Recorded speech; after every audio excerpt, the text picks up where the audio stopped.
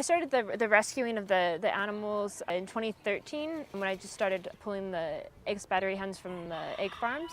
Privately, I just thought it was a good thing to do. The egg farm thing really bothered me, knowing how they lived and how they died, and they never knew anything good, and just at the scale at which it operates and how everything is legal, and nobody knows about it. And so as soon as I learned about that, I told my boyfriend at the time that I'm going to rescue those chickens, and I did, but years later.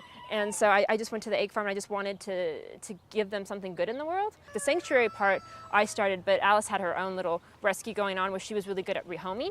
And so it was just when we partnered that it became big. They do better, definitely, when they're with some of our older girls.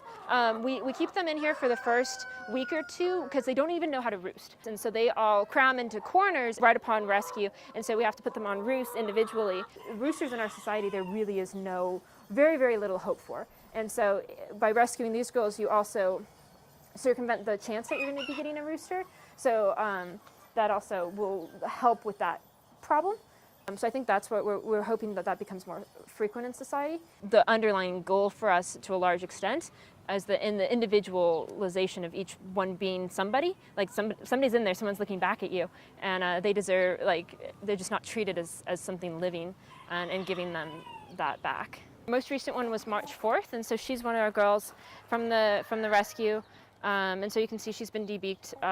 They spent their whole lives warehoused in the tiny little cages, and they never felt sunlight or breathed fresh air, and they were not handled very gently.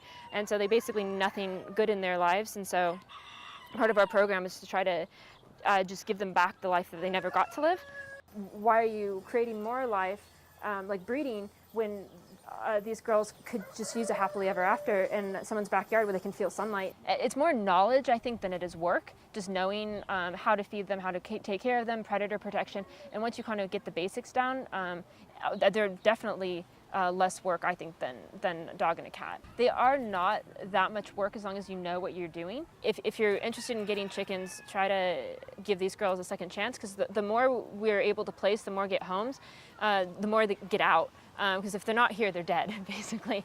And we just want to give as many of them a chance as possible, and to make this more of a thing versus like a norm in society. To be like, all right, you guys suffered, so now you get to live.